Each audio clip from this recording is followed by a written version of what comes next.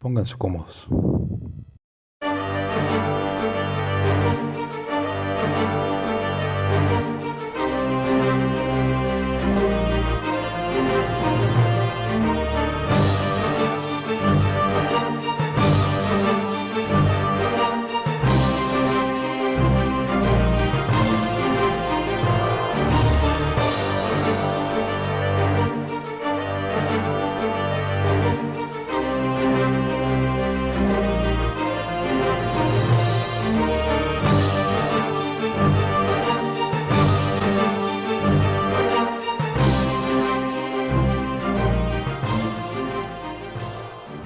En mayo de 2004, un supuesto grupo guerrillero autodenominado Comando Jaramillista Morelense 23 de Mayo, que hizo explotar sendas bombas en 3 bancos en el estado de Morelos, en México, usó como parte de su principal consigna la expresión "que se vayan todos", en clara referencia al gobierno local y a los partidos políticos en México. En México, esta crisis de la política parece haber adquirido grandes proporciones. Con vistas a las elecciones para el cambio de poderes en el 2006, la política fue sustituida por temas propios de nota roja. Las descalificaciones del contrario o de los contrarios no son como antes, mediante intentos de desarrollos filosóficos sobre la negación del otro o por medio de debates políticos de ideas y proyectos. Y el resultado de esta ausencia de principios ha llevado a partidos históricamente antagónicos a alianzas electorales con el único propósito de obtener cuotas. El pragmatismo en los partidos se inició hace más de un siglo con los posibilistas en el amplio espectro de la izquierda. La derecha suele ser, por definición, pragmática al privilegiar la acción y la utilidad de ésta para el logro de sus fines. El pragmatismo en los partidos de la izquierda no es nuevo. Me viene a la mente la conferencia de Bad Godesberg por la importancia que tuvo para la reorientación de la socialdemocracia en Europa en la segunda mitad del siglo XX. En aquella conferencia, llevada en 1959, se abandonó literalmente al marxismo, incluso como referencia teórica, y se aceptó la economía de mercado, con la que el partido dejó de ser de la clase obrera para convertirse en un partido del pueblo pluriclasista. En esa conferencia hubo un cambio en la estrategia en la que, por muy poca importancia y que tiene mucho que ver con la actualidad, ahí se reafirmó un principio que se había estado ausente en el pasado, que el socialismo solo puede alcanzarse mediante la democracia a través de esta, aunque también se decía que la democracia solo podía ser satisfecha plenamente con el socialismo. Este planteamiento, más el rechazo a la propiedad pública de todos los medios de producción, imprimiría un giro fundamental en la socialdemocracia de esos y de los posteriores años. La competencia económica fue otro elemento muy significativo. De hecho, la fórmula adoptada en la conferencia fue: tanta competencia como sea posible, tanta planeación como sea necesaria. En aquel entonces, la socialdemocracia alemana se preparaba para participar en elecciones con mayores probabilidades de triunfo. Su oferta no era el socialismo, aunque se mencionara, sino reformas en el capitalismo a través de la conquista electoral del poder institucional, tanto en el gobierno como en los órganos de representación parlamentaria. Su referencia no sería más la clase obrera, posición que de suyo era excluyente, sino la población en general, incluyente. Una conclusión que puede obtenerse hasta aquí es que los partidos de izquierda reformista han adoptado posiciones pragmáticas para realizar el poder institucional por la vía electoral. No podía ser de otra manera. Cualquier partido que aspira a competir con la derecha, que siempre se presenta como plural, aunque en realidad defienda los intereses de minorías empresariales, no puede ser excluyente como lo sería si explícitamente defendiera los intereses de los trabajadores contra la burguesía. Junto con esta, la clase media rechazaría a un partido de trabajadores y este no triunfaría electoralmente. La participación en las elecciones entonces obliga a un partido que se diga socialista, aunque sea solo discursivamente, a actuar en la lógica del pragmatismo utilitario. La idea es ganar votos, no defender un programa de clase. Este debe sacrificarse, como decía Engels. No hay fórmulas. En el 68 se mencionaba como objetivo el socialismo, pese a que en el concepto de este era diferente entre las diversas corrientes ideológicas de aquellos años. Ahora, con excepciones, y muy significativas, los altermundistas no se plantean el socialismo como objetivo. Después de los movimientos del 68 y ante el rechazo de los estudiantes, sobre todo europeos, a las formas autoritarias y burocráticas de los gobiernos y de las estructuras partidistas, los partidos de izquierda comunista intentaron reformarse intensamente, enfatizando su ideología más que en sus formas organizativas. A este fenómeno se le conoció como eurocomunismo, porque empezó en Europa Occidental, pero muy pronto, y con el comunismo como el mismo nombre, se extendió a muchos otros países fuera del viejo continente. De hecho, en México, muchos políticos de hoy que militan con el asunto de la Cuarta Transformación pertenecieron a partidos con esa filosofía, al igual que periodistas y todos los que dicen haber participado en el movimiento del 68. Pero hoy, en la actualidad, todos ellos han probado las mieles del capitalismo con el tiempo y son felices con ello. Eso sí, cada 2 de octubre se rasgan las vestiduras hipócritamente desde sus redes sociales. Inclusive, los nacidos de los años 90 a la fecha y que se autodenominan defensores comentócratas de la Cuarta Transformación se consideran parte del movimiento del 68 o que son afines, aunque lo manifiesten desde un iPhone y una red muy neoliberalista como lo es Twitter, YouTube o Facebook. No es casual que en México, a partir de la reforma política electoral de López Portillo del Partido Comunista, adoptara en 1978 las posiciones del eurocomunismo, particularmente las del Partido Comunista francés, y se convirtiera en un partido electoral sin interés real por las luchas de la clase obrera y de los campesinos. Los partidos comunistas en general cayeron también en el pragmatismo utilitario electoral, abandonando el programa de clase y la exclusión que éste supone respecto de otras clases sociales. Pero, a diferencia de los partidos socialdemócratas europeos, los comunistas dentro y fuera de Europa no lograron aumentar la votación en su favor, sino que incluso disminuyó. Por ejemplo, en México, ante tal fracaso, apareció el PRD. Sí, el mismo partido de donde proviene López Obrador y anexos.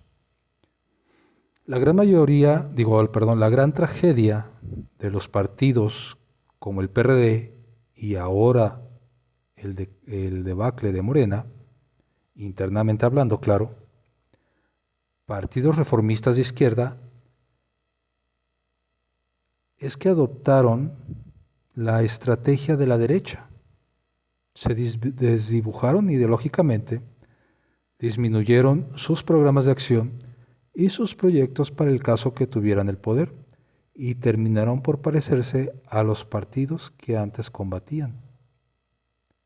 O peor aún, cuando algunos partidos de izquierda, socialdemócrata, han ganado la gobernatura, quizá porque sus candidatos que ganaron eran expriistas, expanistas, experridistas, todos puestos por Mario Delgado y con el visto bueno de Andrés Manuel. Aunque él diga que no tiene nada que ver, la verdad es que sí, y es quien da el visto bueno al candidato, o sea, la bendición. El actual gobierno ha seguido políticas muy semejantes a los de los partidos de derecha que también han estado en el gobierno. Y con la expansión del neoliberalismo como corriente ideológica dominante en la actual globalización económica, Morena no ha logrado un sello especial que los distinga de los gobiernos propiamente de derecha ante las consecuencias de sus políticas. De aquí, en buena medida, que sean repudiados en varias elecciones. No solo con votos de castigo, sino con la indiferencia o la abstención electoral de millones de ciudadanos. Pero quiero hacer una aclaración.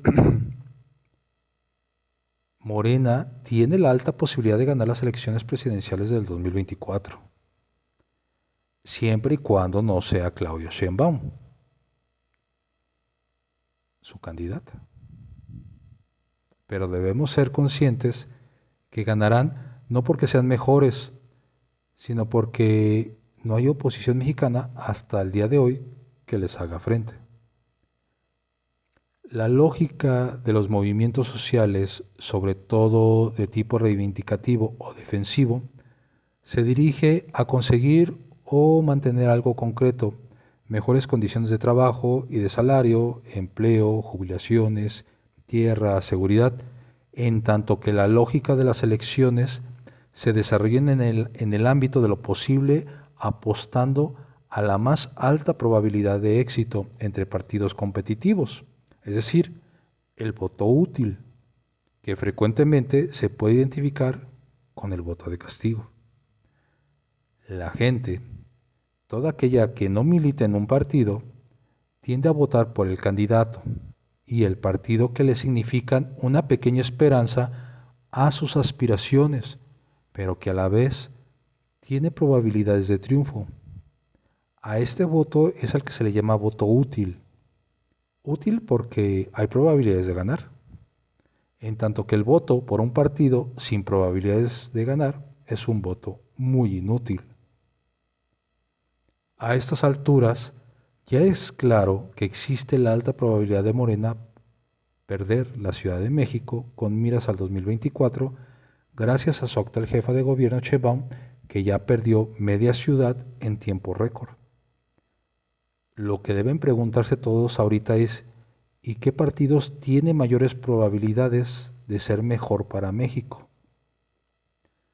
Pues aquellos con posiciones plurales que en política se acercan al centro derecha o al centro izquierda. Recuerden que yo siempre he dicho que en política la virtud está en el centro, puesto que las mayorías de una sociedad, plural por definición, son las que dan el triunfo a un partido u a otro. Y estas mayorías son, en lo fundamental, conservadoras, temerosas de los cambios y de los extremismos. En realidad en México no existe ningún partido con esas características, pero sí personajes. Y hay dos que cumplen esa característica. Uno es Marcelo. Y quizá, tal vez, dependiendo a quien pueda integrar en su gabinete, incluyendo el secretario de Gobernación, podría ser Alfredo del Mazo. Nadie más tiene la paciencia de estos dos personajes para acercarse a toda la oposición sin antes mentarse la madre primero. La ultraderecha nazi de Acción Nacional no tiene cavidad en el futuro cercano de México. Con la adopción del pragmatismo utilitario electoral, como se los vengo platicando, los partidos del amplio espectro de la izquierda perdieron definición como le está sucediendo actualmente a Morena. En cambio, si Morena toma el rumbo del centro izquierda de origen socialdemócrata, conseguiría mantener un alto nivel de simpatías electorales y que le harían ganar gobiernos y mayorías en los parlamentos, inclusive hasta en las elecciones del 2030. Todo este hecho de peleas dentro y entre partidos políticos planteado de manera general ha provocado que anchas franjas de la población se decepcionen de la política, de los partidos y de los políticos y no acudan a las urnas. La globalización neoliberal de los últimos 30 años ciertamente se ha visto acompañada de una mayor democratización formal cada vez en más países,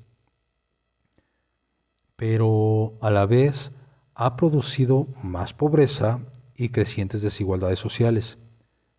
De aquí se deduce que la democracia formal y la prosperidad de los pueblos no guardan ninguna correlación, y eso precisamente le está sucediendo al gobierno de Andrés Manuel López Obrador.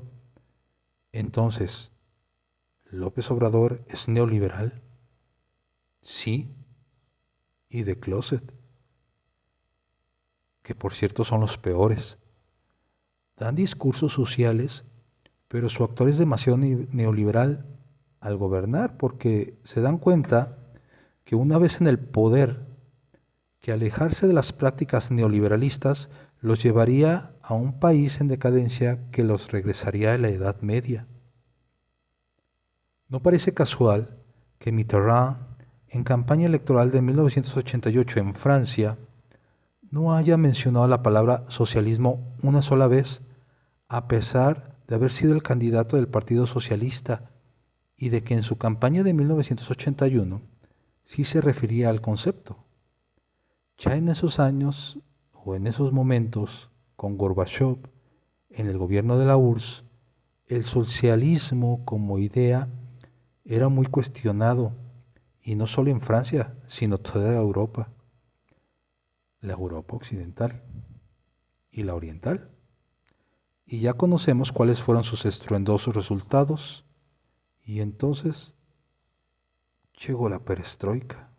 Quiero una playera que diga: yo sobreviví la perestroika, Chernobyl, el temblor de 1985, a la ridícula botarga del Mundial de México 86, la caída de la URSS, el nacimiento de Rusia, el final de la Guerra Fría, la caída del muro de Berlín, la guerra de Yugoslavia, el sexenio completo de Salinas de Gortari, la guerra del Golfo Pérsico, Jacobo Zabludovsky y Erika Bexley y su alerta de un arma nuclear en vivo desde Medio Oriente, la guerra entre las colas, la moda de los 90, tres papas del Vaticano, Mónica Lewinsky.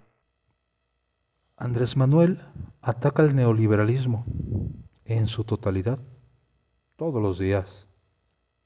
¿Cuántas veces habrá manifestado ser completamente socialista? Morena inició su declinación en su filosofía interna al crear una relación izquierda-derecha, un pragmatismo que lo ha infectado a tal grado que en las elecciones internas pasadas del partido en el poder vivió todo lo que criticaban de la oposición mexicana: acarreos, fraudes, golpes, amenazas, incendio de urnas, etc.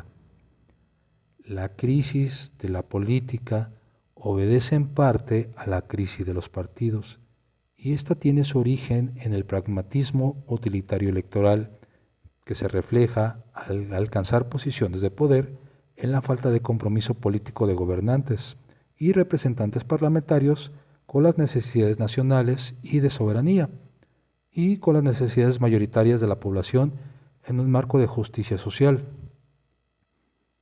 Muchos mexicanos seguramente estarían dispuestos a aceptar un gobierno autoritario si éste resolviera la situación económica. Esto significa que gran parte de los ciudadanos de esta región considera que el desarrollo económico es más importante que la democracia.